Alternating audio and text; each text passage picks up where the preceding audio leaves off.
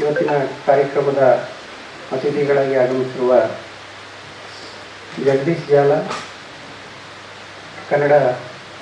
ಕರ್ನಾಟಕ ನಾಟಕ ಅಕಾಡೆಮಿಯ ಸದಸ್ಯರು, ಅವ್ರನ್ನ ಪ್ರೀತಿಪೂರ್ವಕವಾಗಿ ಸ್ವಾಗತವನ್ನು ಬಯಸ್ತಾ ಇದ್ದೇನೆ.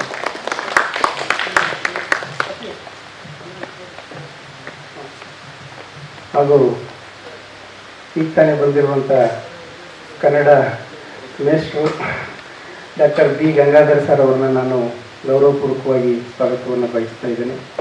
ಇನ್ ಟೈಮಿಗೆ ಬಂದಿದ್ದಾರೆ, ಹೀಗಾಗಿ ಪ್ರೀತಿಪೂರ್ವಕವಾಗಿ ಸ್ವಾಗತವನ್ನು ಬಯಸ್ತಾ ಇದ್ದೇನೆ. ಮತ್ತು ಮತ್ತೊಬ್ಬ ಪ್ರೀತಿಯ ಮೇಷ್ಟ್ರಾದ ರುದ್ರೇಶ್ ಅದರಂಗಿ ಸರ್ ಇದ್ದಾರೆ. ಅವರು ನಮ್ಮೆಲ್ಲ ಕಾರ್ಯಕ್ರಮಗಳಿಗೆ ಒತ್ತಾಸೆಯಾಗಿದ್ದಾರೆ. ಅವ್ರನ್ನೂ ಕೂಡ ಗೌರವಪೂರ್ವಕವಾಗಿ ಸ್ವಾಗತವನ್ನು ಬಯಸ್ತಾ ಇದ್ದೇನೆ.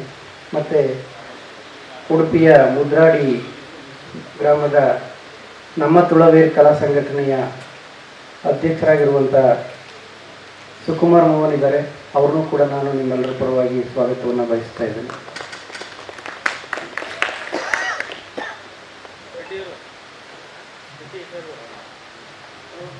ಈಗ ನಾಟಕವನ್ನು ನಾವು 7:15 ಶುರು ಮಾಡಬೇಕು ಅಂತ ಅಂದ್ಕೊಂಡಿರೋದ್ರಿಂದ ನೇರವಾಗಿ ನಾನು ನಮ್ಮ ಗಂಗಾಧರ ಮೇಷ್ಟ್ರು ಈ ನಾಟಕೋತ್ಸವದ ಬಗ್ಗೆ ಒಂದೆರಡು ಮಾತುಗಳು ಆಡಬೇಕಾಗಿ ಕೇಳ್ಕೊಳ್ತೀನಿ.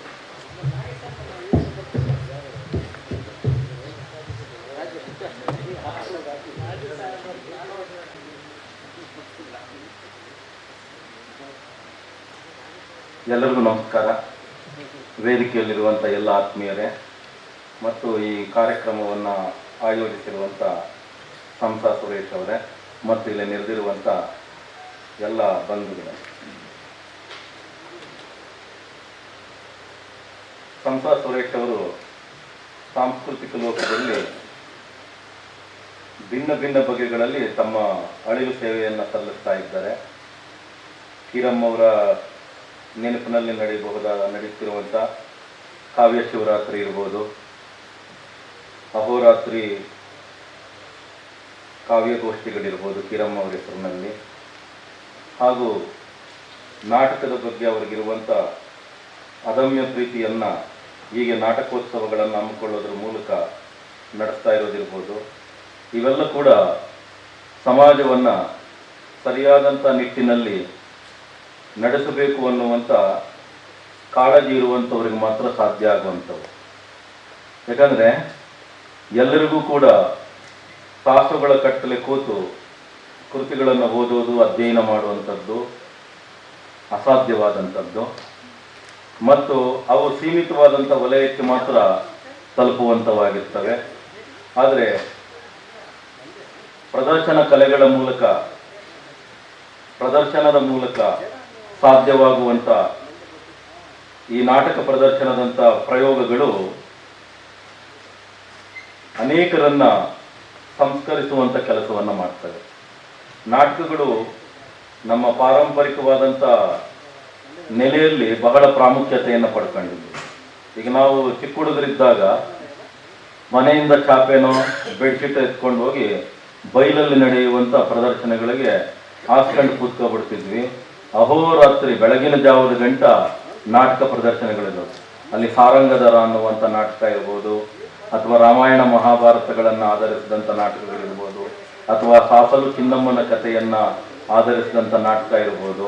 ಅವುಗಳನ್ನು ನೋಡ್ತಾ ಬೆಳೆದಂಥ ನಮಗೆ ಸಂಸ್ಕರಣೆ ಅನ್ನುವಂಥದ್ದು ನಮಗೆ ಅರಿವಿಲ್ಲದೇನೆ ಒದಗ್ತಾ ಬಂತು. ಆದ್ದರಿಂದ ನಾವು ಒಂದಿಷ್ಟು ಪ್ರಾಮಾಣಿಕತೆ, ಒಂದಿಷ್ಟು ನೈತಿಕತೆ, ಒಂದಿಷ್ಟು ಆದರ್ಶಗಳು, ಒಂದಿಷ್ಟು ಮೌಲ್ಯಗಳು ನಮ್ಮ ತಲೆಮಾರಿನ ಒಳಗಡೆ ಅಚ್ಚಳಿಯದೆ ನಿಂತು ಹೋಗ್ಬಿಟ್ಟಿವೆ. ಇವತ್ತು ಬದಲಾದಂಥ ಕಾಲಘಟ್ಟದಲ್ಲಿ ಇವತ್ತಿನ ಸಾಮಾಜಿಕ ಸಂದರ್ಭದಲ್ಲಿ ನೋಡ್ತಾ ಇರೋದೇ ಆದರ್ಶಗಳಿಲ್ಲದಂಥ, ಮೌಲ್ಯಗಳಿಲ್ಲದಂಥ ತಲೆಮಾರುಗಳನ್ನು ನೋಡ್ತಾ ಇದ್ದೀವಿ. ಆಮೇಲೆ ಬದುಕಿನ ಬಗ್ಗೆ ನಿಶ್ಚಿತವಾದಂಥ ಗುರಿ ಗೊತ್ತುಗಳಿಲ್ಲ. ಇವತ್ತು ನೋಡಿ, ವಿದ್ಯಾವಂತರು ಅಂತ ಅನ್ಸ್ಕೊಂಡಂಥ ಅನೇಕರು ಬದುಕಿನ ಸಣ್ಣ ಸಣ್ಣ ಸವಾಲುಗಳಿಗೆ ಎದುರ್ಕೊಂಡು ಆತ್ಮಹತ್ಯೆಯನ್ನು ಮಾಡಿಕೊಳ್ಳುವಂಥ ದಾರಿಯನ್ನು ನಡೆಸ್ತಾ ಇದ್ದಾರೆ. ಒಂದು ಕಾಲಘಟ್ಟದಲ್ಲಿ ಈ ಪ್ರದರ್ಶನ ಕಲೆಗಳಿಗೆ ಮುಖಾಮುಖಿಯಾಗಿ ಬೆಳೆದಂಥ ನಮ್ಮ ತಲೆಮಾರಿನ ಕಾಲದಲ್ಲಿ ಆತ್ಮಹತ್ಯೆಗಳು ಅನ್ನುವಂಥದ್ದು ಇಷ್ಟು ದೊಡ್ಡ ಪ್ರಮಾಣದಲ್ಲಿರಲಿಲ್ಲ. ಆಧುನಿಕ ಓದು ಅನ್ನುವಂಥದ್ದು ಮನುಷ್ಯನ ಮನೋಬಲವನ್ನು ದೃಢೀಕರಿಸುವುದರಲ್ಲಿ ಸೋಲ್ತಾ ಇದೆ. ಆದರೆ ಪ್ರದರ್ಶನ ಕಲೆಗಳು ಆ ಮನುಷ್ಯನ ಮನೋಬಲವನ್ನ ದೃಢಗೊಳಿಸುವಲ್ಲಿ ಗೆಲ್ಲುತ್ತಾ ಇರ್ತವೆ. ಹೆಚ್ಚೆಚ್ಚು ನಾವು ಇಂಥ ಪ್ರದರ್ಶನಗಳಿಗೆ ಒಳಗಾಗ್ತಾ ಹೋಗ್ತಿದ್ದಂಗೆ ನಮ್ಮ ಬದುಕನ್ನು ಎದುರಿಸುವಂತ ಧೈರ್ಯ ದೊಡ್ಡದಾಗ್ತಾ ಹೋಗುತ್ತೆ. ಸಂಸಾ ಸುರೇಶ್ ಅವರು ಈ ನೆಲೆಯಲ್ಲಿ ತುಂಬಾ ಒಳ್ಳೆಯ ಕೆಲಸವನ್ನ ಮಾಡ್ತಾ ಇದ್ದಾರೆ. ಇಲ್ಲಿನ ನಾಟಕಗಳು ವೈಚಾರಿಕವಾಗಿ ನಮ್ಮನ್ನು ಬೆಳೆಸುವಂತವಾಗಿರ್ತವೆ.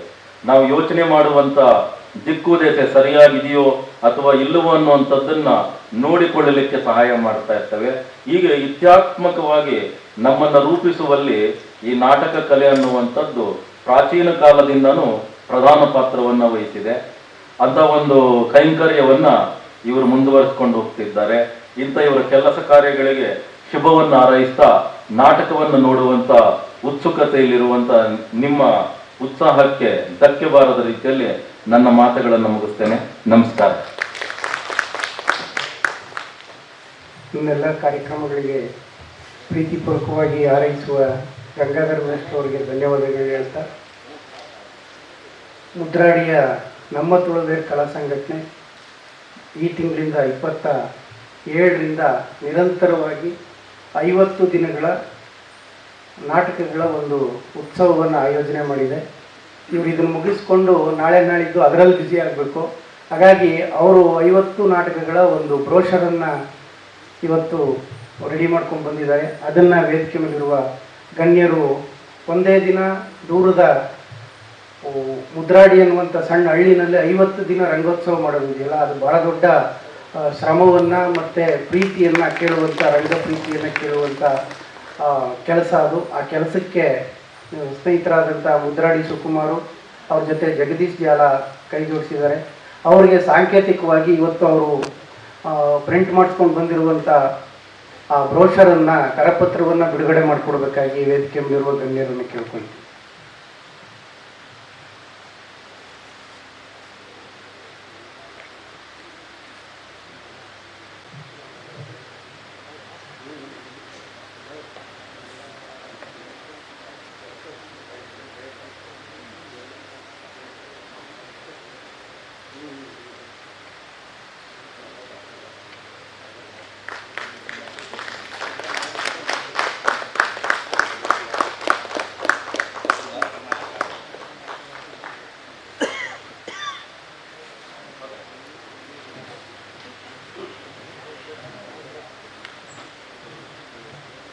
ಕರಪತ್ರವನ್ನು ಬಿಡುಗಡೆ ಮಾಡಿದ ಎಲ್ಲರಿಗೂ ಧನ್ಯವಾದಗಳನ್ನು ಹೇಳ್ತಾ, ಈಗ ನಮ್ಮ ಮತ್ತೊಬ್ಬ ಮೇಷ್ಟ್ರಾದಂಥ ರುದ್ರೇಶ್ ಅದರಂಗಿಯವರು ನಮ್ಮ ನಾಟಕೋತ್ಸವ ಕುರಿತು ಮಾತಾಡಬೇಕಾಗಿ ಕೇಳ್ಕೊಳ್ತೀವಿ. ನಿನ್ನೆ ಉದ್ಘಾಟನೆ ನೆರವೇರಿಸಿದಂಥ ಎಲ್.ಎನ್. ಮುಕುಂದರಾಜ್ ಅವರು ಮುಖ್ಯವಾದಂಥ ಒಂದು ಪ್ರಶ್ನೆಯನ್ನು ಎತ್ತಿದ್ದಾರೆ. ನಾಟಕಕ್ಕೆ ಅಷ್ಟು ಪ್ರಚಾರಗಳು ಇಲ್ಲ ಅಂತ ಅನ್ನುವಂಥ ಒಂದು ಮಾತನ್ನು ಅವರು ಭಾಳ ಗಂಭೀರವಾಗಿ ಸಾಹಿತ್ಯ ಅಕಾಡೆಮಿ ಅಧ್ಯಕ್ಷರು ಒಂದು ಪ್ರಶ್ನೆಯನ್ನು ಮಾಡಿದ್ದಾರೆ. ಇದು ಕೇವಲ ಪ್ರೇಕ್ಷಕರಿಗೆ ಅಷ್ಟೇ ಅಲ್ಲ, ನಾಟಕದ ಸಂಘಟಕನಿಗಾರರಿಗೆ, ನಟರಿಗೂ ಕೂಡ ಇದು ಭಾಳ ಒಂದು ಆತ್ಮಾವಲೋಕನವನ್ನು ಮಾಡಿಕೊಳ್ಬೇಕಾದಂಥ ಒಂದು ಸಂಗತಿಯಾಗಿದೆ. ನಮ್ಮಲ್ಲಿ ಏನಾಗಿದೆ ಅಂತಂದರೆ, ಬೆಂಗಳೂರಿನಲ್ಲಿ ಹಲವಾರು ನಾಟಕ ತಂಡಗಳಿದ್ದಾವೆ, ಹಲವಾರು ನಾಟಕಗಳು ಪ್ರತಿನಿತ್ಯ ಒಂದಲ್ಲ ಒಂದು ಕಡೆ ನಡೀತಾ ಇರ್ತದೆ. ಆದರೆ ಅವರವ್ರದ್ದೇ ಆದಂಥ ನಾಟಕಗಳ ಕಡೆಗೆ ಗಮನವನ್ನು ಹರಿಸಿ ನಮ್ಮ ನಾಟಕ ಯಶಸ್ವಿ ಆಗಬೇಕು, ನಮ್ಮ ನಾಟಕ ಸಂಪೂರ್ಣವಾಗಿ ಇದು ಮಾಡಬೇಕು ಅನ್ನುವಂಥರ ಕಡೆಗೆ ಅವರು ಗಮನವನ್ನು ಹರಿಸ್ತಾರೆ. ಒಟ್ಟಾರೆಯಾಗಿ ಎಲ್ಲ ನಾಟಕಗಳ ಕಡೆಗೆ ಅವರು ಗಮನವನ್ನು ಹರಿಸೋದಿಲ್ಲ. ಅಥವಾ ತಾವು ತಮ್ಮ ನಾಟಕಕ್ಕೆ ಆದ್ಯತೆಯನ್ನು ಕೊಟ್ಟ ಹಾಗೆ ಇತರ ತಂಡದವರು ನಡೆಯುವಂಥ ನಾಟಕಗಳೇನಿದ್ದಾವೆ ಆ ನಾಟಕಗಳ ಕಡೆಗೆ ತಾವು ಕೂಡ ಆಸಕ್ತಿಯಿಂದ ಭಾಗವಹಿಸಬೇಕಾಗುತ್ತೆ. ಅಥವಾ ತಮ್ಮದೇ ಆದಂಥ ಒಂದು ವಾಟ್ಸಪ್ ಗ್ರೂಪ್ ಏನಿದೆ, ಆ ವಾಟ್ಸಪ್ ಗ್ರೂಪ್ನಲ್ಲಿ ತಮ್ಮ ಇವ್ರಿಗೂ ಕೂಡ ಇಂಥ ಕಡೆ ಒಂದು ಒಳ್ಳೆ ನಾಟಕ ನಡೀತಾ ಇದೆ, ಆ ನಾಟಕದಲ್ಲಿ ಭಾಗವಹಿಸಿ ಅಂತ ಅನ್ನೋಂಥದ್ದಾಗ್ಬೋದು. ಅಥವಾ ಒಂದು ಹೊಸ ತಂಡ, ಒಂದು ಹೊಸ ನಾಟಕ ಪ್ರಯೋಗವಾದಂಥ ಸಂದರ್ಭದಲ್ಲಿ ಅಲ್ಲೂ ಕೂಡ ಅವರು ಒಂದು ಪ್ರಚಾರವನ್ನು ಮಾಡೋದ್ರ ಮೂಲಕವಾಗಿ ಇದು ಮಾಡಬೇಕಾಗುತ್ತೆ. ಕೆ.ವೈ. ನಾರಾಯಣಸ್ವಾಮಿಯವರು ಒಂದು ಮಾತನ್ನು ಹೇಳ್ತಾ ಇದ್ರು, ಬೆಂಗಳೂರಿನಲ್ಲಿ ಒಟ್ಟು 1,34,00,000 ಜನಸಂಖ್ಯೆ ಈಗ ಇರುವಂಥದ್ದು. ಇಷ್ಟು ಇರುವಂಥ ಜನಸಂಖ್ಯೆಗೆ ನಾವು ಎಷ್ಟು ಜನ ಪ್ರೇಕ್ಷಕರು ಬರ್ತಾ ಇದ್ದೀವಿ ಅಂತ ಅನ್ನುವಂಥದ್ದನ್ನು ಕೂಡ ನಾವು ನೋಡಬೇಕಾಗುತ್ತೆ. ಬೆಂಗಳೂರಿನಲ್ಲಿರುವಂಥ ಎಲ್ಲ ನಾಟಕ ತಂಡಗಳು ಮತ್ತು ಎಲ್ಲ ಪ್ರದರ್ಶನಗಳನ್ನು ಮತ್ತು ಬರುವಂತಹ ಪ್ರೇಕ್ಷಕರನ್ನ ನಾವು ಒಟ್ಟಾರೆಯಾಗಿ ಹೇಳೋದಾದರೆ ಸುಮಾರು ಒಂದು 2,000ದಿಂದ 5,000 ಜನ ಪ್ರೇಕ್ಷಕರು ನಾಟಕಕ್ಕೆ ಬರ್ತಾ ಇದ್ದಾರೆ. ನಾವು ಹೊಸಬರನ್ನು ಈ ನಾಟಕಗಳಿಗೆ ಪ್ರವೇಶವನ್ನು ಮಾಡಬೇಕಾಗಿದೆ. ಅದು ಯುವಕರಾಗ್ಬೋದು, ವಿದ್ಯಾರ್ಥಿಗಳಾಗ್ಬೋದು, ಕಾರ್ಮಿಕರಾಗ್ಬೋದು, ಮಹಿಳೆಯರಾಗ್ಬೋದು, ವಿವಿಧ ಸಂಘ ಸಂಸ್ಥೆಗಳಾಗ್ಬೋದು, ಇವರನ್ನು ನಾವು ನಾಟಕದ ಕಡೆಗೆ ಬರುವ ಕಡೆಗೆ ಹೆಚ್ಚಿನ ಆಸಕ್ತಿಯನ್ನು ಮೂಡಿಸಬೇಕಾಗಿದೆ. ಇಂತಹ ಆಸಕ್ತಿಯನ್ನು ಮೂಡಿಸುವಂಥ ನಿಟ್ಟಿನಲ್ಲಿ ಸಂಸಾರ ಸುರೇಶ್ ಅವರು ಹಮ್ಮಿಕೊಂಡಿರುವಂಥ ಈ 4 ದಿನಗಳ ಸಂಸಾರ ನಾಟಕೋತ್ಸವ ಏನಿದೆ ಅದು ನಿಜಕ್ಕೂ ಕೂಡ ಒಂದು ಒಳ್ಳೆಯ ಪ್ರಯತ್ನ ಅಂದ್ಬಿಟ್ಟು ನಾನು ಭಾವಿಸ್ತೇನೆ. ಇದೇ ಸಂದರ್ಭದಲ್ಲಿ ಇವತ್ತು ಒಂದು ಒಳ್ಳೆಯ ಒಂದು ಪರಿಚಯಾತ್ಮಕವಾದನ್ನು ಬಿಡುಗಡೆಯನ್ನು ಮಾಡಿದ್ರು. ಅದು ಮುದ್ರಾಡಿ, ಅದು ಉಡುಪಿ ಜಿಲ್ಲೆಯಲ್ಲಿರುವಂತಹ ಮುದ್ರಾಡಿ, ಹೆಬ್ರಿ ಸಮೀಪದಲ್ಲಿರುವಂತಹ ಒಂದು ಮುದ್ರಾಡಿ. ಆ ಮುದ್ರಾಡಿಯಲ್ಲಿರುವಂಥ ನಾಟಕದೂರು, ಆ ನಾಟಕದೂರಿನಲ್ಲಿರುವಂತಹ ಈ ಒಂದು ನಮ್ಮ ತುಳುವರು ಅನ್ನುವಂತಹ ಕಲಾ ಸಂಘಟನೆ ಮೊದಲು 8 ಜನರಿಂದ ಅದು ಪ್ರಾರಂಭವಾಯಿತು. 8 ಜನರಿಂದ ಪ್ರಾರಂಭವಾಗಿ ಅವರು ಹಲವಾರು ಪ್ರಯತ್ನವನ್ನು ಮಾಡಿದ್ದಾರೆ. ಅವರು ಬೀದಿ ನಾಟಕಗಳನ್ನು ಮಾಡಿದ್ದಾರೆ, ಯಕ್ಷಗಾನದ ಪ್ರಯೋಗಗಳನ್ನು ಮಾಡಿದ್ದಾರೆ, ಪ್ರದರ್ಶನವನ್ನು ಮಾಡಿದ್ದಾರೆ. ನಾವು ತಮ್ಮದೇ ತಂಡದ ಮೂಲಕವಾಗಿ ಬೇರೆ ಬೇರೆ ನಾಟಕಗಳನ್ನು ಮಾಡಿದ್ದಾರೆ. ಆದರೆ ನನಗೆ ಭಾಳ ಖುಷಿ ಕೊಟ್ಟಿದೆ ಏನು ಅಂತಂದರೆ, ಈ ನಮ್ಮ ನಾಟಕದೂರಿನಲ್ಲಿ ನಮ್ಮ ತುಳುವರ ಕಲಾ ಸಂಘಟನೆ ಸುವರ್ಣ ಕರ್ನಾಟಕ ರಂಗೋತ್ಸವ ಅಂತ ಅಂದ್ಬಿಟ್ಟು ನಿರಂತರವಾಗಿ 50 ದಿನಗಳ ನಾಟಕಗಳನ್ನು ಆಯೋಜನೆಯನ್ನು ಮಾಡಿರುವಂಥದ್ದು. ನಿಜಕ್ಕೂ ಕೂಡ ಅವರಿಗೆ ಹೃತ್ಪೂರ್ವಕವಾದಂತಹ ಅಭಿನಂದನೆಗಳನ್ನು ನಾವು ಸಲ್ಲಿಸಬೇಕಾಗಿದೆ. ಬಂದಿರುವಂತಹ ನಮ್ಮ ತುಳುವರ ಕಲಾ ಸಂಘಟನೆಗೆ ಮತ್ತು 2 ನಾಟಕಗಳನ್ನು, ಸಾಹಿತ್ಯ ಕೃತಿಗಳನ್ನು ಈಗಾಗಲೇ ರಚನೆಯನ್ನು ಮಾಡಿರುವಂಥ, ಸ್ವತಃ ತಾವೇ ಆ ಕೃತಿಯನ್ನು ರಚಿಸಿ ವಿನ್ಯಾಸವನ್ನು ಮಾಡಿ ನಿರ್ದೇಶನವನ್ನು ಮಾಡಿರುವಂತಹ ಗುರುರಾಜ ಮಾರ್ಪಳ್ಳಿ ಅವರಿಗೆ ಅಭಿನಂದನೆಗಳನ್ನು ಸಲ್ಲಿಸ್ತೇನೆ. ಧನ್ಯವಾದಗಳು. ಜಗದೀಶ್ ಜಾಧವ್ ತಮ್ಮ ಅನಿಸಿಕೆಗಳ ಮುಖಾಂತರ ವಂದನಾರ್ಪಣೆ ಹೇಳಬೇಕಂತ ಕೇಳ್ಕೊಳ್ತೀವಿ. ನಾಟಕ ನೋಡಕ್ ಬಂದಾಗ ಮಾತುಗಳಿಗೆ ಇಲ್ಲಿ ಜಾಗ ಇರಲ್ಲ. ಆದರೆ 4 ದಿನಗಳ ನಾಟಕೋತ್ಸವ, ಕೆಲವು ಮಾತುಗಳನ್ನು ಆಡಲಿ ಅಂತ ಸುರೇಶ್ ಅವರು ಒಂದು 15 ನಿಮಿಷಗಳ ಕಾಲ ಇಟ್ಟಿದ್ದಾರೆ. ಬಹುಶಃ 15 ನಿಮಿಷ ಮುಗಿದಿದೆ. ಅವ್ರು ಹೇಳಿದ್ರು ಅನಿಸಿಕೆಯೊಂದಿಗೆ ವಂದನಾರ್ಪಣೆ ಅಂತ. ನಮ್ಮ ತುಳುವರ ಕಲಾ ಸಂಘಟನೆ ಉಡುಪಿ ಜಿಲ್ಲೆಯ 30 ಕಿಲೋಮೀಟರ್ ಮಣಿಪಾಲದ ಹತ್ರ, ಹೆಬ್ರಿ ಹತ್ರ ಇದೆ ಅದು. ಸೊ ಕಳೆದ 40 ವರ್ಷಗಳಿಂದ ರಂಗಭೂಮಿಯಲ್ಲಿ ಅವರ ತಂದೆ ತಾಳಮದ್ದಲೆಯಿಂದ ಪ್ರಾರಂಭ ಮಾಡಿದಂಥದ್ದು. ಇವರು ಪ್ರಾಯೋಗಿಕ ನಾಟಕಗಳನ್ನು ಮಾಡಿದ್ದಾರೆ. ಪಿಲಿಪತಿ ಗಡಸು ಅನ್ನುವ ಒಂದು ತುಳು ನಾಟಕವನ್ನ ಡಿ.ಕೆ. ಚೌಟ್ರ ಅವರು 500 ಪ್ರದರ್ಶನಗಳನ್ನು ಮಾಡಿದ್ದಾರೆ. ತುಳು ರಂಗಭೂಮಿಯಲ್ಲಿ ಇದು ದಾಖಲೆ. ಅದಾದ್ರೆ ಅವರು ಯಾವುದೇ ನಾಟಕ ಮಾಡೋದು 100ಕ್ಕಿಂತ ಹೆಚ್ಚು ಪ್ರದರ್ಶನ ಮಾಡ್ತಾರೆ. ಅದು ಅವರ ಹೆಗ್ಗಳಿಕೆ. ಕೌಟುಂಬಿಕ ರಂಗಭೂಮಿ, ಅವರು 3 ಜನ ಗಂಡ್ಮಕ್ಳಿದ್ದಾರೆ, ಅವರ ಹೆಂಡತಿಯರಿದ್ದಾರೆ, ಅವರ ತಂಗಿ ಇದ್ದಾರೆ, ಅವರ ಭಾವ ಇದ್ದಾರೆ. ಆಂಧ್ರದಲ್ಲಿ ಒಂದು ಸುರಭಿ ಅಂತ ಬರುತ್ತೆ ಕೌಟುಂಬಿಕ ರಂಗಭೂಮಿ, 140 ವರ್ಷಗಳ ಇತಿಹಾಸ ಇದೆ ಅದಕ್ಕೆ. ಆ ತರ ನಮ್ಮ ಕರ್ನಾಟಕದಲ್ಲಿ ಹೆಸರಿಸಬಹುದಾದ್ರೆ ಮುದ್ರಾಡಿ. ಅಲ್ಲಿನ ಅವರ ನಾಟಕದ ಕೆಲಸವನ್ನ ನೋಡಿ ಅಲ್ಲಿನ ಜಿಲ್ಲಾ ಪಂಚಾಯತ್ ಅಥವಾ ಅದೇನು ಆಡಳಿತ ಇದೆ, ಅವರಿರೋ ಜಾಗಕ್ಕೆ ನಾಟಕದೂರು ಅಂತ ಡಿಕ್ಲೇರ್ ಮಾಡಿದೆ, ಜಿಯೋ ಡಿಕ್ಲೇರ್ ಮಾಡಿದೆ. ಅವರಿರೋ ಜಾಗ ನಾಟಕದೂರು. ಅಲ್ಲಿ ಒಂದು ಬಸ್ ಸ್ಟಾಪ್ ಇದೆ. ನಮ್ಮ ಮಾಸ್ಟರ್ ಹಿರಣ್ಣಯ್ಯನವರು ಬಂದು ಹೇಳಿದ್ರು, ನಮ್ಮ ಅಪ್ಪ ನಾಟಕ ಮಾಡ್ತಿದ್ರು, ನಾವು ನಾಟಕ ಮಾಡ್ತಿದ್ವಿ, ನಾಟಕದವ್ರು ಎಲ್ಲೂ ಇರಲ್ಲ, ಗೂಳೆ ಹೋಗ್ತಾ ಇರ್ತೀವಿ, ಆದ್ರೆ ನಮಗೆ ಒಂದು ಸಣ್ಣ ತವರು ಮನೆ ಅಂತ ಇದೆ ಅಂದ್ರೆ ಅದು ನಾಟಕದೂರು ಅಂತಾನೆ ಹೆಸರಿಟ್ಟಿದ್ದೀರಿ, ಹಾಗಾಗಿ ನಮ್ಗೆ ಬಹಳ ಖುಷಿ ಆಯ್ತು ಅಂತ ಹೇಳಿದ್ರು 2013ರಲ್ಲಿ.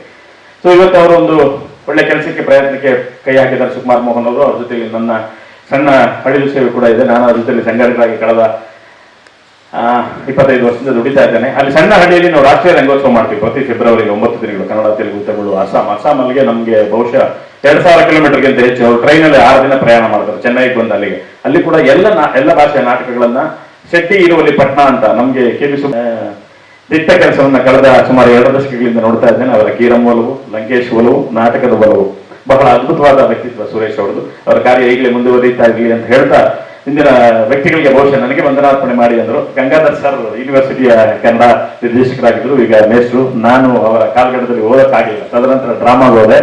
ನಾನು ಫಸ್ಟ್ ಎಂಟ್ರೆನ್ಸ್ ಬರೆದಿದ್ದು 97 ಕನ್ನಡಗೆ. ಹಾಗಾಗಿ ಗಂಗಾಧರ್ ಸರ್ಗೆ ಸಂಸಾ ಸುರೇಶ್ ಅವರ ಪರವಾಗಿ ಮತ್ತು ನಿಮ್ಮೆಲ್ಲರ ಪರವಾಗಿ ಅನಂತ ಧನ್ಯವಾದಗಳನ್ನು ತಿಳಿಸ್ತಾ ಇದ್ದೇನೆ. ಹಾಗೆ ರುದ್ರೇಶ್ ಅತರಂಗಿ ಅವರು ಸರ್ಕಾರಿ ಕಲಾ ಕಾಲೇಜಲ್ಲಿ ಪ್ರಾಧ್ಯಾಪಕರಾಗಿ ಕಾರ್ಯನಿರ್ವಹಿಸ್ತಾ ಇದ್ದಾರೆ. ನಾನು ಓದುವಾಗ ಕೂಡ ಅವರು SJRC ಕಾಲೇಜಲ್ಲಿ ಪ್ರಾಧ್ಯಾಪಕರಾಗಿ ಅವಾಗ ತಾನೇ ಸೇರ್ಪಡೆಗೊಂಡಿದ್ದು. ಧನ್ಯವಾದಗಳು ಸರ್ ಎಲ್ಲರ ಪರವಾಗಿ ತಂದು. ಹಾಗೆ ದೂರದ ಮುದ್ರಾಡಿಯಿಂದ ಇಲ್ಲಿಗೆ ಬಂದಿರುವ ಸುಕುಮಾರ್ ಮೋಹನ್ ಅವರ ನಾಟಕ ಅವ್ವಾನನ್ನವ, ಅದರ ರಚನೆ ಮತ್ತು ನಿರ್ದೇಶನ ಗುರುರಾಜ್ ಮಾರ್ಪಳ್ಳಿ ಅವರು. ಇದು 150ನೇ ಪ್ರದರ್ಶನ. ಕರೋನಾ ಕಾಲದಲ್ಲಿ ಆರ್ಟಿಸ್ಟ್ಗಳು ಜಚ್ಚು ಬೇಡ ಅಂತ ತಯಾರಾದ ನಾಟಕ. ಅದರ ಪ್ರದರ್ಶನವನ್ನ ನೋಡಿ ಧನ್ಯವಾದಗಳು. ಬಹುಶಃ ನಾಟಕ ಪ್ರಾರಂಭಕ್ಕೆ ಅಣಿ ಮಾಡಿಕೊಡ್ತೇವೆ. ಪರವಾಗಿ ನಾಟಕಕ್ಕೆ ತಮಗೆಲ್ಲರಿಗೂ ಆತ್ಮೀಯವಾದ ಸ್ವಾಗತವನ್ನು ಬಯಸ್ತಾರೆ. ದಯಮಾಡಿ ತಮ್ಮ ಸಂಚಾರಿ ದೂರ ನಾಟಕ ಅವ್ವ ನನ್ನವ್ವ.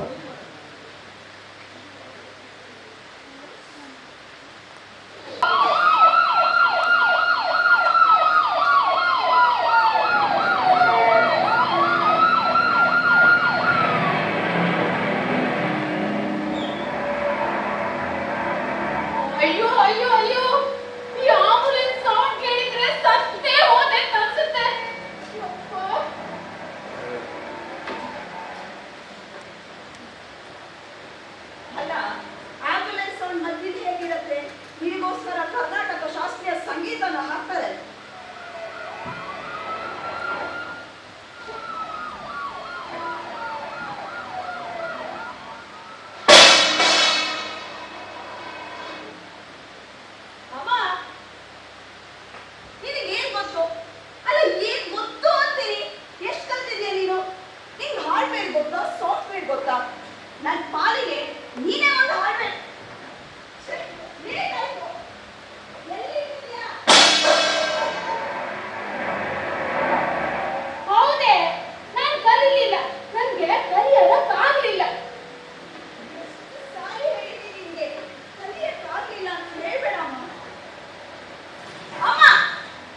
ನಾವಿರೋದು ಸಿಟಿಯಲ್ಲಿ, ಬ್ಯಾಂಗ್ಳೂರಮ್ಮ.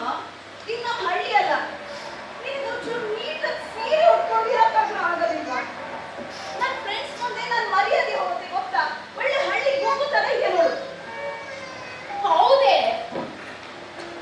ನಿನ್ಗೆ ಈ ಸಿಟಿಗೆ ಬಂದ್ಮೇಲೆ ನಾನು ಹಳ್ಳಿ ಗುಗ್ಗು ತರನೇ ಕಾಣಿಸ್ತೀನಿ. ಹೌದು, ನಾನು ಶಾಲೆಗೆ ಹೋಗ್ಲಿಲ್ಲ. ನನಗೆ ಶಾಲೆಗೆ ಹೋಗ್ಲಿಕ್ಕೆ ಆಗ್ಲಿಲ್ಲ. ಮಾತು ಎತ್ತಿದ್ರೆ ಸಾಕು, ಶಾಲೆ ಶಾಲೆ ಶಾಲೆ. ಆ ನಾಲ್ಕು ಶಾಲೆ ಏನಮ್ಮ ಕಲಿದ್ಯಾ? ನೋಡು, ಇಷ್ಟು ವಿಶಾಲ ಪ್ರಪಂಚ ಇರುವಾಗ. ಪ್ರಪಂಚ ಅದೇ ಪ್ರಪಂಚ. ನನ್ನ ಪಾಲಿಗೆ ಈ ಪ್ರಪಂಚದ ಬಾಗ್ಲು ಯಾವತ್ತೋ ಮುಚ್ಚಿದೆ. ಬೆಳಿಗ್ಗೆ ಎದ್ದು ಆಫೀಸಿಗೆ ಹೊರಬೇಕಾದ್ರೆ ಶುರು ಆಗತ್ತೆ ನಿನ್ ತಾಳ ಮದ್ದೆ ಅರ್ಥ. ಭಾಗವತಿಕೆ ಶುರು ಮಾಡೋದು ನೀನೆ, ನಾನು ಅರ್ಥ ಹೇಳ್ತಿದ್ರೆ ಆಗತ್ತಾ? ಅಮ್ಮ, ನಿನ್ನ ಹತ್ರ ಮಾತಾಡ್ತಾ ಬಿಟ್ಕೊಂಡ್ರೆ ನನಗೆ ಒಂದೊಂದು ವಸ್ತುನು ಮರ್ತೋಗುತ್ತೆ. ಓ ಎಲ್ಲಿ ನನ್ನ ಮೊಬೈಲ್, ಇಯರ್ಫೋನ್, ಲ್ಯಾಪ್ಟಾಪ್ ಅಮ್ಮ ಎಲ್ಲಿಟ್ಟಿದ್ಯಲ್ಲ? ಅಯ್ಯೋ, ಎಲ್ಲ ರೆಡಿ ಮಾಡಿ ಇಟ್ಟಿದ್ದೀನಿ. ಕಣ್ಣೆದುರು ಇದ್ರೆ ಮಾತ್ರ ನಿಮ್ಗೆ ನೆನಪಾಗೋದು. ಅಲ್ಲಿ ಶಿಶಿರ ಕಾಯ್ತಿರ್ತಾನಮ್ಮ. ಮುಂದೆ ಇವತ್ತು ನಿರ್ಧಾರ ಹೇಳ್ಬೇಕು. ಶಿಶಿರ ಅವನೊಬ್ಬ ಹುಚ್ಚ, ನಿನ್ಗೂ ಹುಚ್ಚು.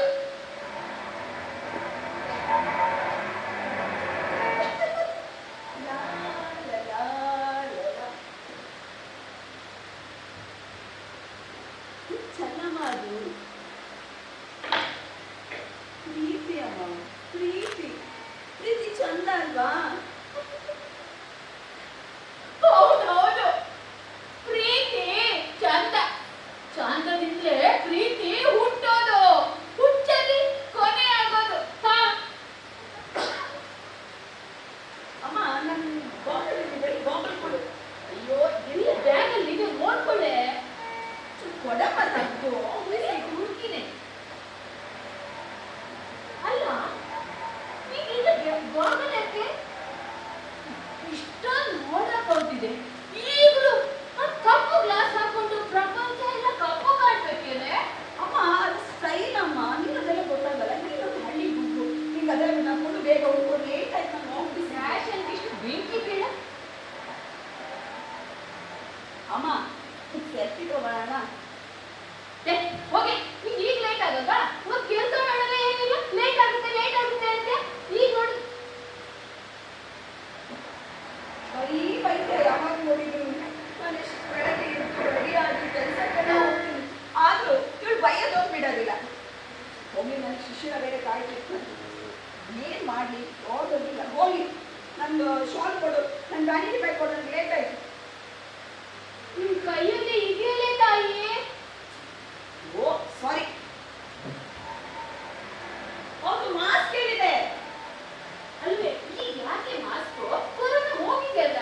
ಅದು ಕೊರೋನಾ ಮಾತ್ರ ಅಲ್ಲ, ನೀಗ ಅದಕ್ಕೆ ಹೇಳೋದು ಹಳ್ಳಿಗೂ ಬಂತ. ಇದು ಸಿಟಿ ಅಮ್ಮ, ಇಲ್ಲಿ ಪೊಲ್ಯೂಷನ್.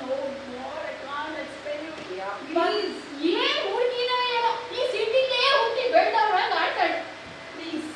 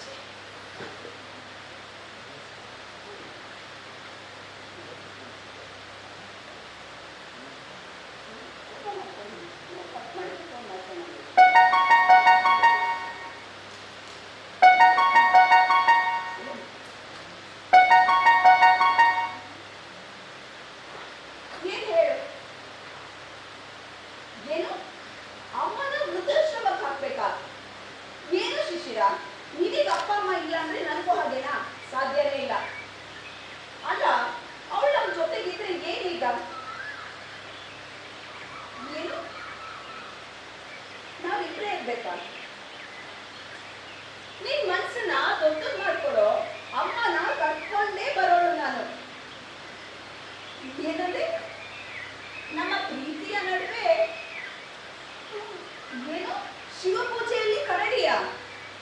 ಹಾಗಾದ್ರೆ ನಿನ್ ಪ್ರೀತಿ ಏನು? ಆ ಧಾರಾವಾಹಿ ಪ್ರೀತಿನ? ನಿನ್ ಧಾರಾವಾಹಿಯಲ್ಲಿ ನಮ್ಮ ಅಮ್ಮನ ತರ ಇರೋ ಒಂದ್ ಹೆಂಗಸನ್ ತೋರ್ಸು ನೋಡೋಣ.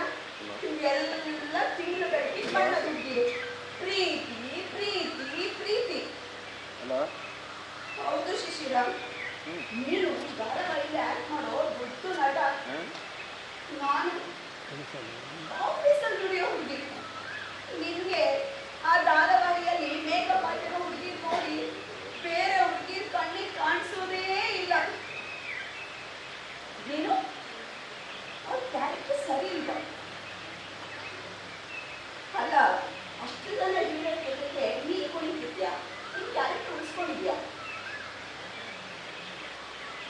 ಏನಂದ್ರೆ ನೀನು ಶಟಪ್, ನನಗೆ ಶಟಪ್ ಅಂದ್ಯಾ? ಎಷ್ಟು ಕೊಪ್ಪು ನಿನ್ಗೆ. ನೋಡು, ಇದು ಪ್ರೀತಿ ಅಂತಲ್ಲ. ಪ್ರೀತಿ ಪ್ರೇಮದ ಹೆಸರಲ್ಲೇ ಈ ಲೋಕನ ಲೂಟಿ ಮಾಡ್ತಿರೋದು. ಶಿಶಿರ, ಒಂದ್ ಗಾದೆ ಇದೆ, ಮುಖಕ್ಕೆ ಮೂರ್ಖ ಸಾಧದೆ ಕೈಗಾರ್ಕ ಸಾಗೋದಿಲ್ಲ ಅಂತೆ. ನೆಗೆಟಿವ್. ನಾನು ಮಾತಾಡೋದೆಲ್ಲ ನೆಗೆಟಿವಾ? ಓ, ಪಾಸಿಟಿವ್ ಮಾತಾಡ್ಬೇಕಾ? ಪಾಸಿಟಿವ್ ಮಾತಾಡ್ಬೇಕಂದ್ರೆ ಕೊರೋನಾ ಮತ್ತೆ ಬರಬೇಕು.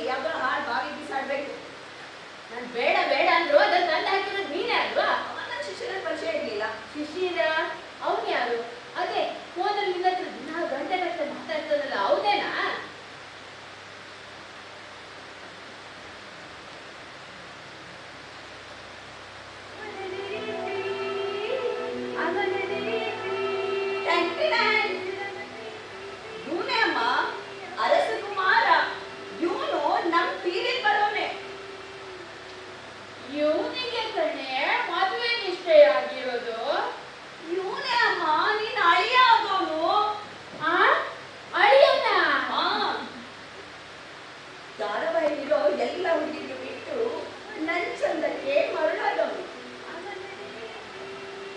ಅಯ್ಯೋ ವೈಶಾಲಿ, ನೀನು ಧಾರಾವಾಹಿ ಸೇರಿದ್ರೆ ಇಷ್ಟೆಲ್ಲ ಮಾಡಿಸಿದೀಯೇ, ಸ್ವಲ್ಪ ಹಣನಾದ್ರೂ ಮಾಡ್ಬೋದಾಗಿತ್ತು. ಹೋಗಿ ಬಿಡೆ, ಇದೆಂತದೆ ಹುಚ್ಚು?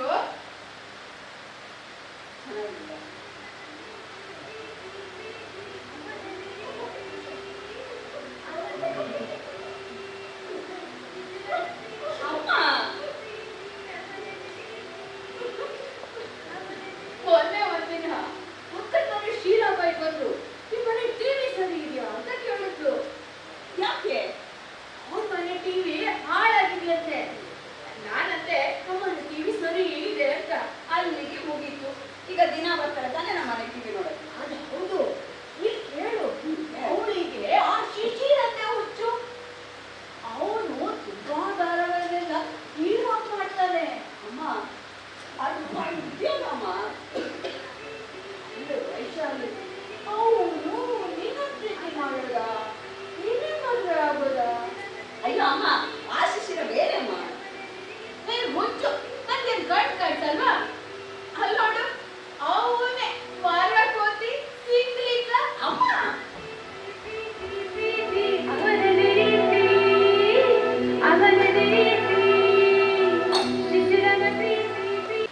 ಹಾಯ್ ಪ್ರೇಮ, ಹೇಗಿದೆ? ಪ್ರೇಮ, ತುಂಬಾ ತಲೆ ಬಿಸಿ ಕಣೆ. ಏನು ತಲೆ ಇರೋದೇ ಅದಕ್ಕಂತ್ಯ ಅಲ್ವೇ? ಏನ್ ತಲೆ ಬಿಸಿನ? ಅದೇ ಕಣೆ, ನಾನು ಎಷ್ಟು ಸುಂದರವಾಗಿದ್ದೀನಿ ಅನ್ನೋದೇ ತಲೆ ಬಿಸಿ. ಏನು ನನ್ ಚಂದನ ನೀಡಿ ಕೊಡೋದ? ಅದೆಲ್ಲ ಸಾಧ್ಯ ಆಗಿದ್ದಿದ್ರೆ ಹೀಗಿರ್ತಿಲ್ವಾ? ಇದು ಸಾಧ್ಯ ಕಣೆ. ಶಿಶಿರ ಹೇಳ್ತಾನೆ, ನಾನು ಕೆಲಸ ಬಿಡ್ಬೇಕಂತೆ, ಹೌಸ್ ವೈಫ್ ಆಗ್ಬೇಕಂತೆ. ಕತೆ ಕೇಳಿದ್ಯಾ? ಏನು? ಓಹೋ, ಗಂಡ ಹೇಳ್ದಾಗೆ ಕೇಳ್ಬೇಕಾ? ಗಂಡನಿಗೋಸ್ಕರ ಏನ್ ಬೇಕಾದ್ರೂ ಮಾಡ್ತೀಯಾ?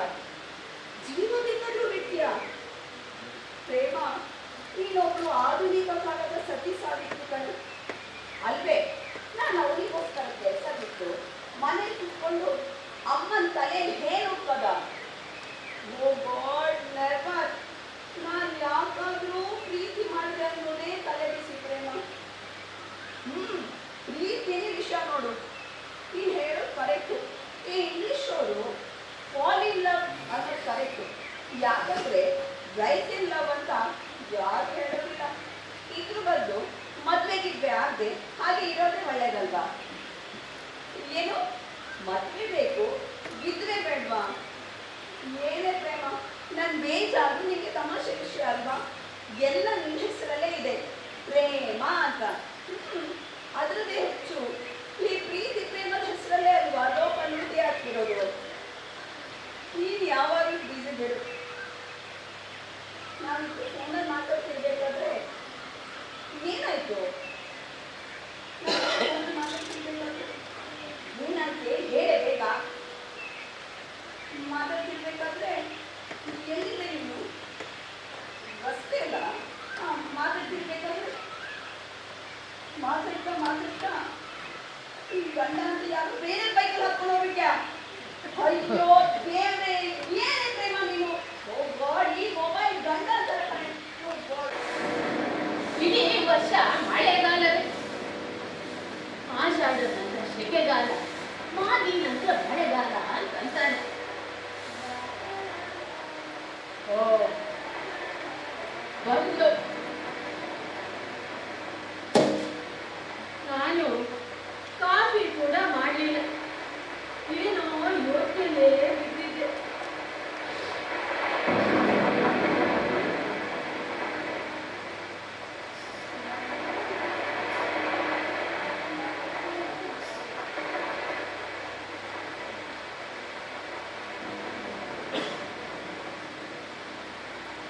ಅಮ್ಮ, ಅಮ್ಮ,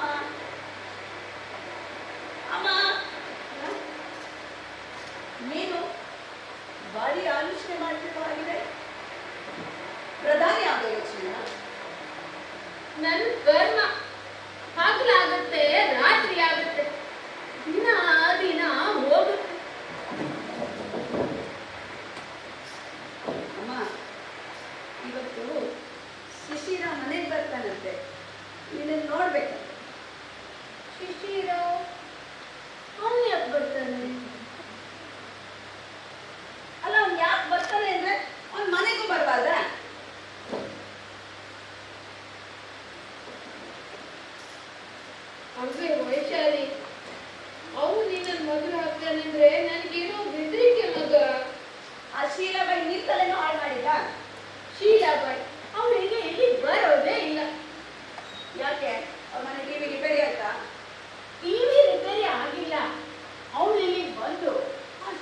ಶಿಶಿರಂತೆ ಧಾರಾವಾಹಿ ನೋಡೋದಂತ ಅವ್ನ ಗಂಡಂಗೆ ಗೊತ್ತಾಗಿ ಇನ್ನು ಮನೆಯಿಂದ ಹೊರಗಡೆ ಕಾಲಿಟ್ಟು ಜಾಗ್ರತೆ ಅಂತ ಹೇಳಿದನಂತೆ.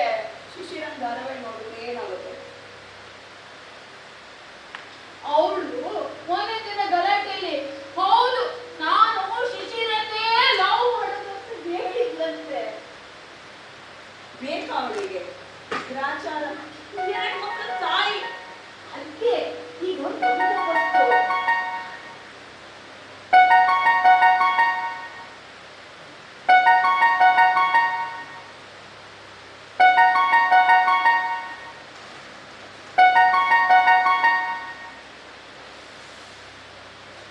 ಹಲೋ, ಹೇಳು ಶಿಶಿರ.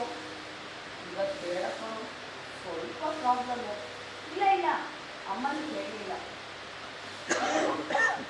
ಕೆಲಸ ಬಿಡಕ್ಕಾಗದಿಲ್ಲ ಕೊಡು ಶಿಶಿರ. ಯಾಕೋ ಕೋಪ ಮಾಡ್ಕೊಳ್ತೀಯ? ಏನಂದ್ರೆ ಹೌಸ್ ವೈಫಾ? ಹೌಸ್ ವೈಫ್ ಅಂದ್ರೆ ಓಹೋ, ಗಂಡನ್ ಮಾತ್ರ ಅಲ್ಲ ಮನೆಗೆ ಹೇಳ್ತೀರಾ? ಏನೇ ಅದು ಮನೆಗೆ ಹೇಳ್ತಿ? ಅಮ್ಮ ಸರಿ, ನಾನು ಫೋನಲ್ಲಿ ಅವನ ಹತ್ರನೇ ಮಾತಾಡ್ತಿದ್ದೀನಿ. ಅವನು ಅಂದ್ರೆ ಶಿಶಿರಮ್ಮ. ಓ ಶಿಶಿರ, ಶಿರಾ ಮೈ ಲವರು. ಅಮ್ಮ ಹೇಳು. ಅಮ್ಮ ಅವಳಿಗೆ ನಿನ್ ಬಗ್ಗೆ ಯಾರು ಬೇಕಿರೋದೆಲ್ಲ ಹೇಳಿದ್ದಾರೆ. ನೀನು ಹೇಳು. ಹತ್ತಲ್ಲಿದ್ರೆ 3 ವಿಷಯ ಹೇಳು. ಆದರೆ ಕೆಲಸ ಬಿಡಕ್ಕಾಗಲಿಲ್ಲ ಶಿಶಿರ. ಏನಂದ್ರೆ ಹೆಂಗಸರು ಬುದ್ಧಿ ಮೊಟ್ಕಾಲ್ ಕೆಳಗ. ನಿನ್ ಮನಸ್ಸಲ್ಲಿ ಇಂಥ ಯೋಚನೆನಾ? ನಿನ್ ಬಾಯಲ್ಲಿಂತ ಮಾತಾ? ಏನೇ ಅದು ಮೊಳ್ಕಾಲ್ ಕೆಳಗೆ? ಮೊಟ್ಕಾಲ್ ಕೆಳಗೆ ಹೋಗಮ್ಮ ಸುಮ್ಮನೆ.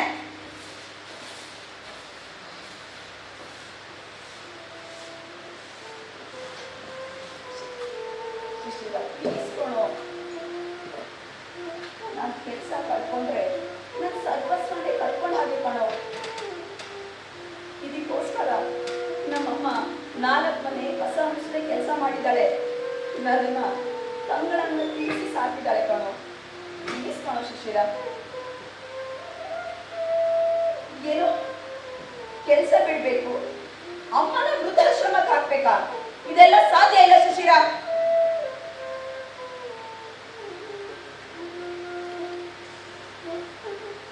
ಬೇರೆ ಮದ್ವೆ ಆಗೋ ಮುಂಚೆನೇ ಹೀಗಾದ್ರೆ ಮದ್ವೆ ಆದ್ಮೇಲೆ ಕತೆ ಏನು?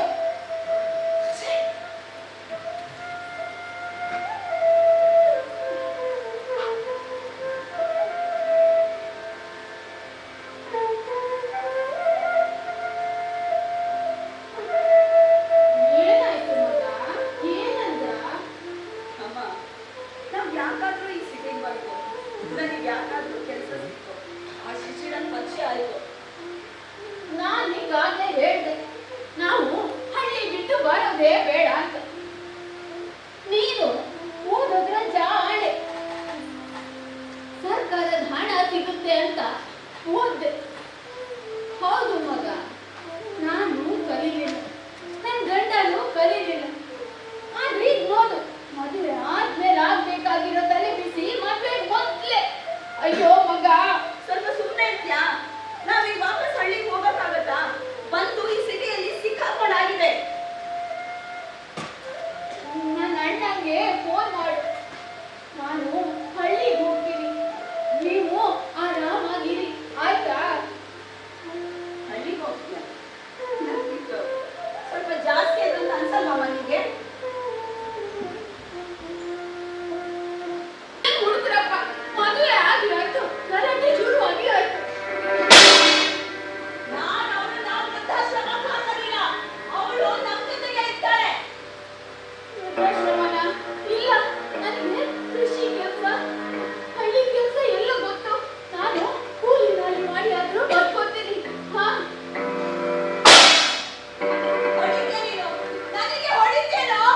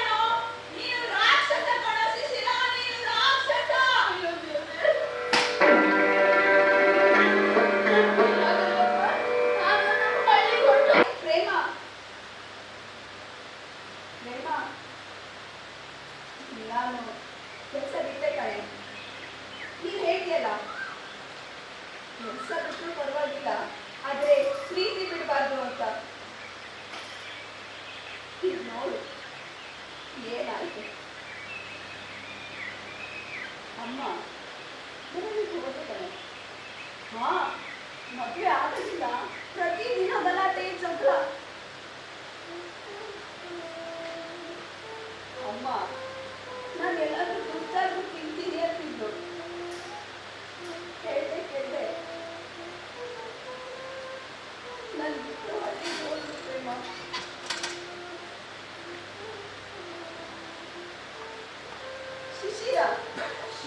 ಶಿಶಿರ ಹೇಳ್ತಾನೆ, ಧಾರಾವಾಹಿ ನೋಡು, ಧಾರಾವಾಹಿ ಧಾರಾವಾಹಿ ಧಾರಾವಾಹಿ. ಈ ಧಾರಾವಾಹಿ ಹೆಸರಲ್ಲಿ ಮನೆಯಲ್ಲಿರೋದು ಅದೇ ಕತೆ ತಾನೆ. ಅದೇ ಕೊಲೆ, ಸುಲಿಗೆ, ಆದರ, ಅದೇ ಪ್ರೀತಿ, ಲವ್, ಪ್ಯಾರ್. ಸಾಧ್ಯ ಇಲ್ಲ ಪ್ರೇಮ. ಮನುಷ್ಯ ಹುಟ್ಟೋದೊಮ್ಮೆ, ಸಾಯೋದೊಮ್ಮೆ, ಬದುಕೋದೊಮ್ಮೆನೆ ಕಡೆ. ಈ ಟಿವಿ ಬರೋಕ್ ಮುಂಚೆ ಮನೆಯಲ್ಲಿ ಕೊಲೆ, ಸುಲಿಗೆ ಅನ್ನೋ ಶಬ್ದನೇ ಇರಲಿಲ್ಲ. ಇನ್ನು ಚಂದ ಚಂದ ಚಂದ ಅನ್ನೋ ಹುಚ್ಚಿರ್ಲಿಲ್ಲ ಕಡೆ. ಏನು ಟೆನ್ಷನ್ ತಗೋಬೇಡ ಅಂದ್ಯಾ?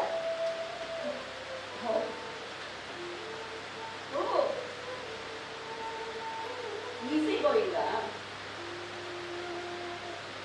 ಪ್ರೇಮ. ಅಮ್ಮ ಕನಸಲ್ಲಿ ಬರ್ತಾಳೆ ಕಣ.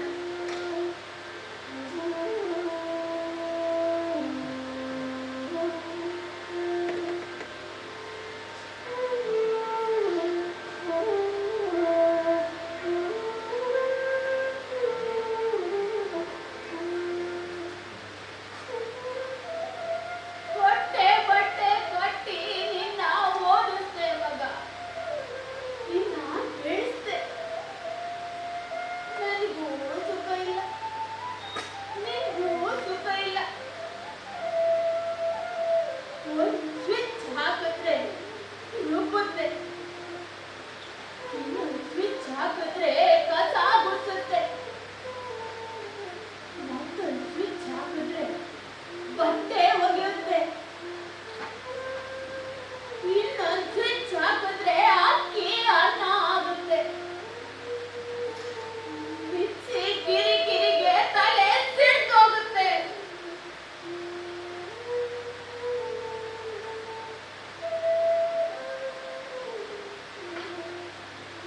ನಾನು ನಿನ್ನ ಸಾಕಿದ್ದು ಗುಡ್ಸ್ಲಲ್ ಮಗ.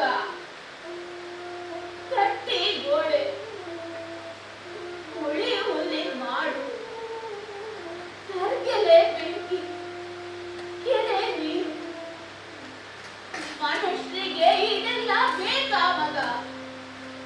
ಏನು ಕೆಲಸ ಇಲ್ಲ ಅಂತಾದ್ರೆ ಜನಸಂಖ್ಯೆ ಹೆಚ್ಚಾದ್ರೆ ಬೇರೇನಾಗುತ್ತೆ ಮಗ? ಅಯ್ಯೋ ಮಗ.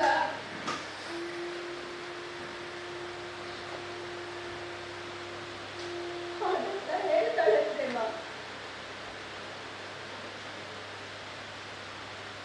ಪ್ರೇಮ, ನನ್ನೀಗ ಡಿಪ್ರೆಷನ್ ಪ್ರೇಮ. ಅವರಿಗೆ ಮಕ್ಕಳು ಬೇಡ ಅಂತೆ, ಚಂದ ಹಾಳಾಗುತ್ತಂತೆ. ಅವರಿಗೆ ಬೇಕಾದ ಜನ ಗರ್ಲ್ ಫ್ರೆಂಡ್ಸ್, ಸಂಜೆಗೆ ಪಾರ್ಟಿ ಡ್ರಿಂಕ್ಸ್, ಮಾಡಿ ಮೇಲೆ ನಡೆಯುತ್ತೆ ಬೆಲ್ಲಿ ಡ್ಯಾನ್ಸ್, ರಕ್ತದ ಕಳ್ಳ ತುಟಿಗಳು, ಬಾಕ್ಸ್ ಕಟ್ಗಳು, ಚಡ್ಡಿ ಹಾಕೊಂಡಿರೋ ಹುಡುಗಿರು. ಏನೋ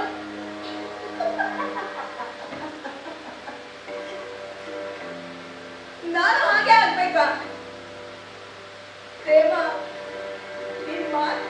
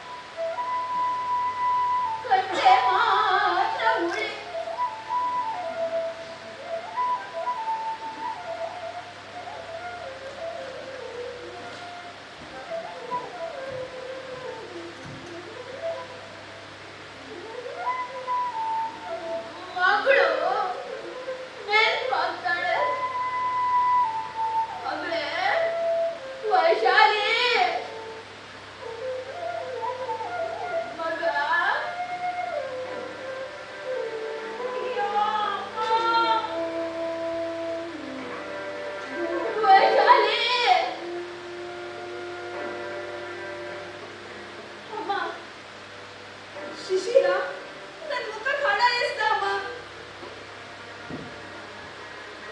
ಡೈವರ್ಸ್ ಮಾಡ್ದ. ನಾನೀಗ ಒಟ್ಟಿ ಅಮ್ಮ, ಒಟ್ಟಿ, ಐಸೋಲೇಟೆಡ್, ಫ್ರಸ್ಟ್ರೇಟೆಡ್. ನನ್ನ ಡೆಸರ್ಟೆಡ್ ಲೈಫ್ ಅಮ್ಮ, ಡೆಸರ್ಟೆಡ್ ಲೈಫ್. ವೈಶಾಲಿ,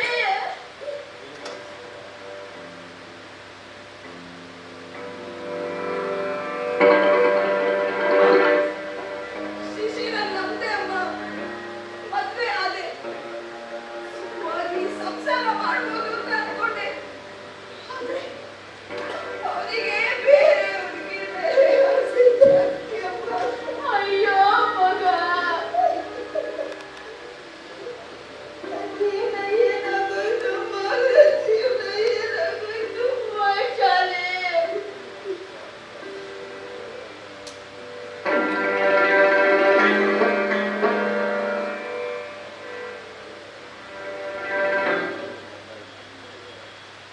ಆತ್ಮಹತ್ಯೆ, ಆತ್ಮಹತ್ಯೆ ಮತ್ತೆ ದಾರಿ. ಆತ್ಮಹತ್ಯೆ ಮಾಡ್ಕೋಬೇಡ ಮಗ. ಆತ್ಮನೇ ಪರಮಾತ್ಮ ಅಂತಾರೆ. ಆತ್ಮಹತ್ಯೆ ಮಾಡ್ಕೊಂಡ್ರೆ ಪರಮಾತ್ಮನೇ ಹತ್ಯೆ ಮಾಡಂಗಾಗುತ್ತೆ ಮಗ. ಆತ್ಮಹತ್ಯೆ ಮಾಡ್ಕೋಬೇಡ ಮಗ.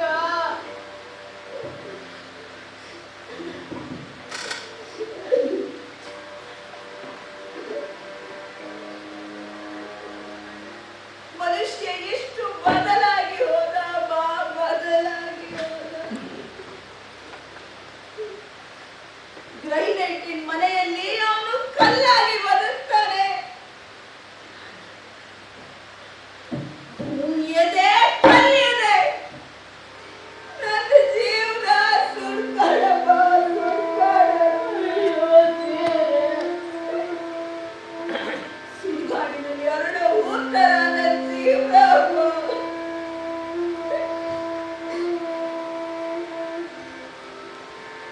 ನನಗೆ ಶಾಂತಿ ಬೇಕಪ್ಪ, ಶಾಂತಿ ಬೇಕು. ಬಾ ಮಗ, ನನಗೆ ಸಮಾಧಾನ ಬೇಕಪ್ಪ. ಬಾ ಮಗಳೇ. ನನ್ನ ಹತ್ರ ಬೇಕಾದಷ್ಟು ಹಣ ಇದೆ ಅಮ್ಮ, ಆದ್ರೆ ಶಾಂತಿನೇ ಇಲ್ಲಪ್ಪ, ಶಾಂತಿ.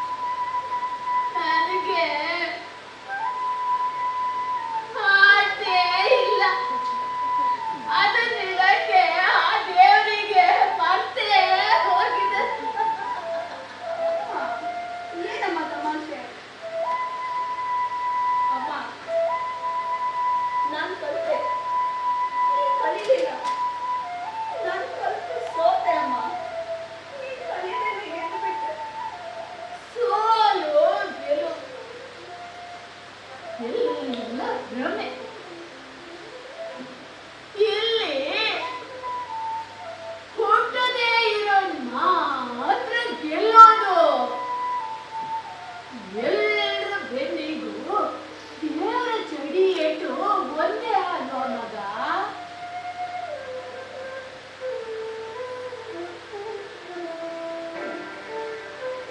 ಅಮ್ಮ, ನಾನು ಗಂಡನ ಬಿಟ್ಟು ಬಂದೆ ಅಮ್ಮ. ವೈಶಾಲಿ, ಅವನು ನನ್ನ ಮುಖ ಕಾಣಕ್ಕಿಸ್ತಾ ಇದ್ದಮ್ಮ. ನನ್ನ ಡೈವೋರ್ಸ್ ಮಾಡ್ದ. ಅಮ್ಮ, ನಾನು ಅವನ ದುಡ್ಡನ್ನ ಅವನಿಗೆ ವಾಪಸ್ ಕೊಟ್ಬಿಟ್ಟೆ ಅಮ್ಮ. ನನ್ನ ಹತ್ರ ನಾನು ದುಡ್ಡಿನ ದುಡ್ಡೇ ಬೇಕಾದಷ್ಟಿದೆ. ಅಯ್ಯೋ ಮಗ,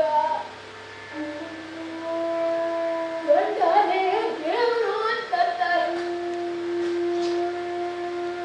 ಅವನನ್ನ ನಾನು ಸಿಟ್ಟಲ್ಲಿ ಕಳ್ಕೊಂಡೆ. ನೀನು ಇಷ್ಟು ತಪ್ಪಿದ್ಯಾ ಮಗ? ನಂದು ಒಂಥರ ಸಿಟ್ಟೆ ಅಮ್ಮ. ಅದಕ್ಕೆ ಡೈವೋರ್ಸ್ ಅಂತಾರೆ. ಈಗ ತುಂಬಾ ಜನ ಮಕ್ಕಳು ಅಂತಾರೆ ಡೈವರ್ಸ್ ಅಂತ. ಅದಕ್ಕೂ ನಿಮಗೆ ಹಣ ಸಿಗುತ್ತಾ ಮಗ? ಅಮ್ಮ, ಈಗ ಎಲ್ಲರಿಗೂ ಹಣ ಸಿಗತ್ತಮ್ಮ, ಆದ್ರೆ ಸಂಬಂಧ ಸಿಗಲಿಲ್ಲ. ಮೊದಲು ಹಣ ಇರ್ತಿರ್ಲಿಲ್ಲ, ಆದ್ರೆ ಸಂಬಂಧ ಇರ್ತಿತ್ತಮ್ಮ. ದುಃಖ ಬರುತ್ತೆ ಮಗ ನಿಮಗೆ. ನಮ್ಮ ಕಾಲದಲ್ಲಿ ನಾವು ದುಡಿಯುತ್ತಿದ್ವಿ, ಬೆಳೆ ಬೆಳೀತಿದ್ವಿ, ನೆಮ್ಮದಿಯಿಂದ ಗಂಜಿ ಕುಡಿತಿದ್ವಿ. ಕಾಲ ಹೇಗ್ ಬದಲಾಗೋದು ನೋಡು ಮಗ.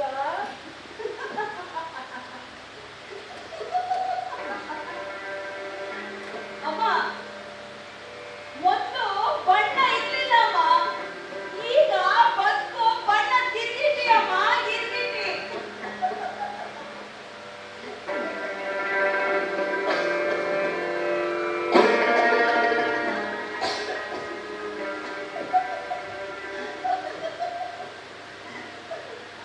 ಮಗ, ಗಂಡನ ಬಿಟ್ಟೆ ಅಂದೆ. ಮಕ್ಕಳು ಬೇಡವಾ ಮುದುಕಿ ಆದಾಗ? ಅಮ್ಮ, ಅವನಿಗೆ ಮಕ್ಕಳೇ ಬೇಡ ಅಂತಮ್ಮ, ಅದಕ್ಕೆ ಅವನನ್ನ ಬಿಟ್ಬಿಟ್ಟೆ.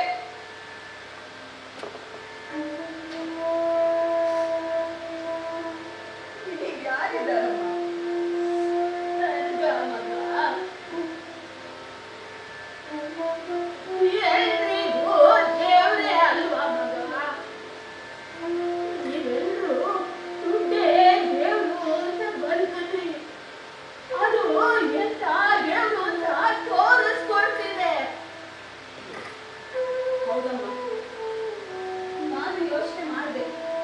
ಮಾಡಿ ಮಾಡಿ TV, mobile, laptop, tab, Instagram, Facebook, WhatsApp, messenger ಎಲ್ಲ ಸೋಷಿಯಲ್ ಮೀಡಿಯಾಗಳನ್ನ ಬಿಟ್ಟು ಬಂದೆಮ್ಮ. ಈಗ ನನ್ನ ಹತ್ರ ಬೇಕಾದಷ್ಟು ಹಣ ಇದೆ ಅಮ್ಮ. ದುಡ್ಡಿದೆ ಅಲ್ಲ ಮಗ, ದುಡ್ಡನ್ನ ತಿನ್ನಕ್ಕಾಗತ್ತ? ದುಡ್ಡಿನ ಜೊತೆ ಬದುಕಕ್ಕಾಗತ್ತ? ಮಕ್ಕಳು, ಮನೆ, ಸಂಸಾರ ಬೇರೆದೆ ಅಲ್ವಾ ಮಗ?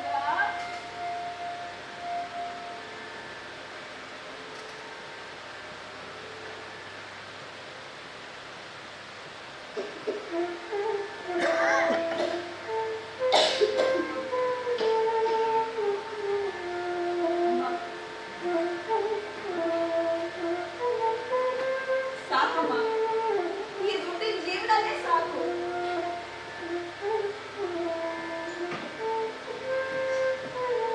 ನನ್ನ ಹತ್ರ ಇರೋ ದುಡ್ಡಲ್ಲಿ ಇದೇ ಹಳ್ಳಿಯಲ್ಲಿ ಬೇಕಾದಷ್ಟು ಜಾಗ ತಗೊಳ್ಳೋಣ, ಕೈಯಲ್ಲಿ ತೋಟ ಮಾಡೋಣಮ್ಮ, ಕಾಡು ಬೆಳೆಸೋಣ.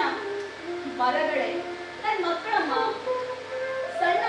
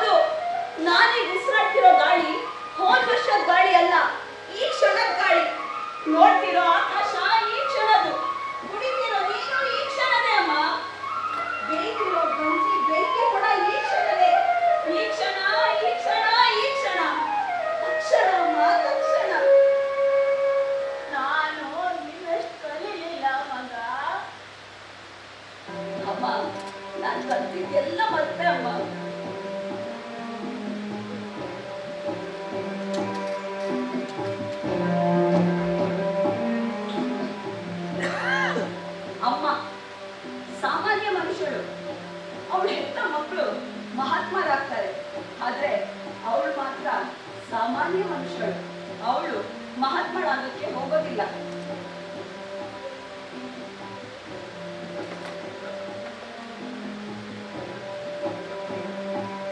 ಬೋಗಿ ಮರದ ಕಟ್ಟೆ ಇದು. ಈ ಬೋಗಿ ಮರದ ಸಸಿ ನೆಟ್ಟಿದ್ದು ನಮ್ಮಮ್ಮ. ಆ ಮರ ಕೊಡಿಮರ ಆಗಿ ಹೋಯಿತು. ನಾ ನಡೆದ ಜವರಿ ಕಾಲು ದಾರಿ ಆಯಿತು. ಗಾಡಿಯ ರಸ್ತೆ ಟಾರ್ ರೋಡ್ ಆಯಿತು. ಕರೆಂಟಿನ ಬಯಲು ತಲೆ ಮೇಲೆ ಜೋತಾಗ್ತಿದೆ. ರಸ್ತೆಯಲ್ಲೂ ಸಾಲು ಮರಗಳು ಕಾಂಕ್ರೀಟ್ ರಸ್ತೆಗೆ ಬಲಿಯಾಗಲು.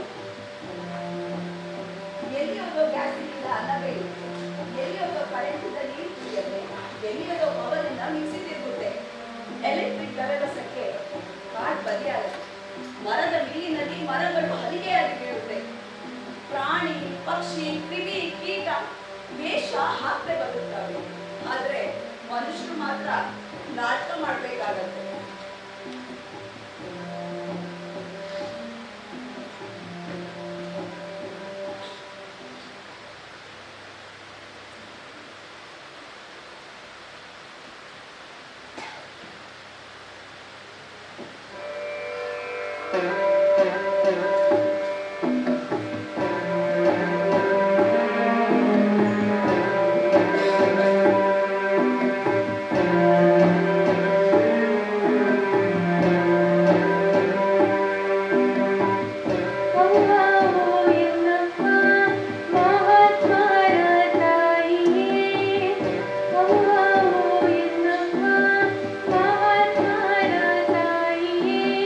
ಮಹಾತ್ಮ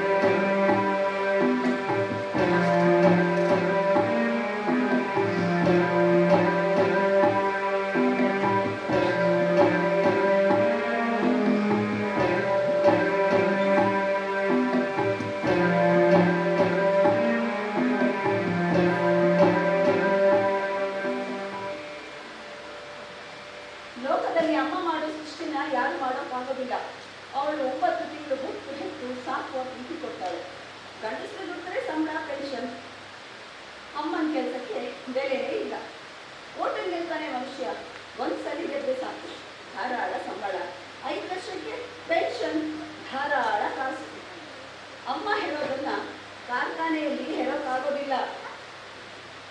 ಅವಳು ಜೀವ ಜಗತ್ತಿನ ಒಡನೆ, ಆದರೆ ಅವಳ ಜೀವನ ಕಣ್ಣೀರಿನ ಕಡಲು. ನಾನು ನಿನ್ನ ಕಲಿಲಿಲ್ಲ ಮಗ, ಆದ್ರೂ ನಾನು ಈ ಪ್ರಪಂಚದಲ್ಲಿ ಬದುಕಬೇಕಲ್ಲ ಮಗ. ಅಮ್ಮ, ನೀನೇ ನಿಂತ್ಕೊಂಡು ಬದುಕ್ತಿರೋದು. ನಿನ್ನ ನಾನು ಸಾಕ್ತೀನಮ್ಮ. ನಿನ್ನ ಜೊತೆಗೆ ಬೆಳೆ ಬೆಳಿತೀನಿ, ನಿನ್ನಿಂದಲೇ ಎಲ್ಲ ಕಲಿತೀನಿ. ಅಮ್ಮ, ಒಂದು ಮಾತಿದೆ, ಅವಿದ್ಯೆಯಿಂದ ಕತ್ತಲಿಗೆ, ವಿದ್ಯೆಯಿಂದ ಮತ್ತು ಕತ್ತಲಿಗೆ.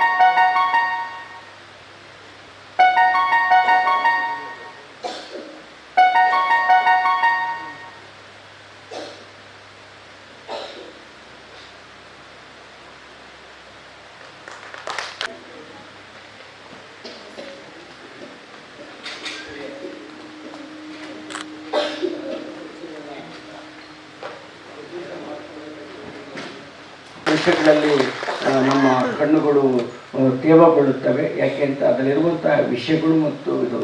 ಆದರೆ ನಾನು ಇದೇಕೋ ತುಂಬ ನಕಾರಾತ್ಮಕವಾಗಿ ನಾಟಕ ಸಾಗ್ತಾ ಇದೆ ಅಂತ ಅನಿಸ್ತದೆ. ಯಾಕೆ ಅಂತಂದರೆ ನಗರ ಜೀವನ ಅಷ್ಟೊಂದು ರೀತಿಯಾಗಿಲ್ಲ.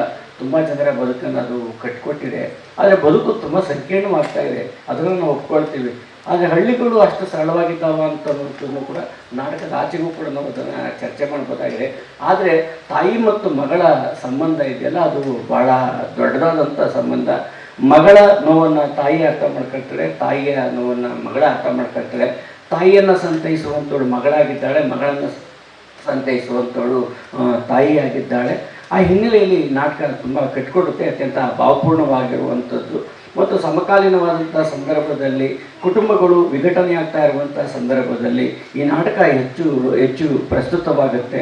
ಅಥವಾ ಕಾರಂತರು ಹೇಳುವ ಹಾಗೆ ಮರಳಿ ಮಣ್ಣಿಗೆ ಹೋಗುವ ರೀತಿಯಲ್ಲಿ ಇದು ಮತ್ತೆ ಹಳ್ಳಿಯ ಕಡೆಗೂ ಕೂಡ ಇದು ನಾಟಕ ಚಲಿಸ್ತಾ ಇದೆ. ಬಟ್ ಮುಖ್ಯವಾಗಿ ತಾಯಿ ಮತ್ತು ಮಗಳ ನಡುವಿನ ಒಂದು ಸಂಬಂಧ ಏನಿದೆಯಲ್ಲ, ಅದು ಅತ್ಯಂತ ಮನೋಜ್ಞವಾದಂಥದ್ದು, ಭಾವಪೂರ್ಣವಾದಂಥದ್ದು. ಇಬ್ಬರ ಮಾಡಲು ಅವಕಾಶ ಮಾಡಿಕೊಟ್ಟಂತಹ ಸಂತ ಸುರೇಶ್ ಅವರಿಗೆ ಮತ್ತು ಎಲ್ಲ ತಂಡದವರಿಗೆ ನಮ್ಮ ಕಲ್ಲೂರು ಕಲಾ ಸಂಘಟನೆ ಪರವಾಗಿ ಅನಂತ ಧನ್ಯವಾದಗಳನ್ನು ತಿಳಿಸ್ತಾ, ಪಾತ್ರ ಪರಿಚಯ: ಸುಗಂಧಿ ಉಮೇಶ್ ಕಲ್ಮಾಡಿ ತಾಯಿಯಾಗಿ, ವಾಣಿ ಸುಕುಮಾರ್ ಮಗಳಾಗಿ,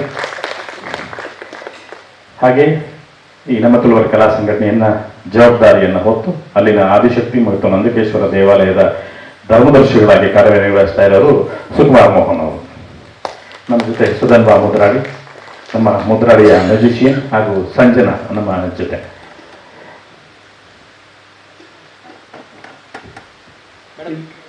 ಇಷ್ಟೊತ್ತವರೆಗೂ ಎಲ್ಲರೂ ನಾಟಕ ನೋಡಿದ್ದೀರಿ.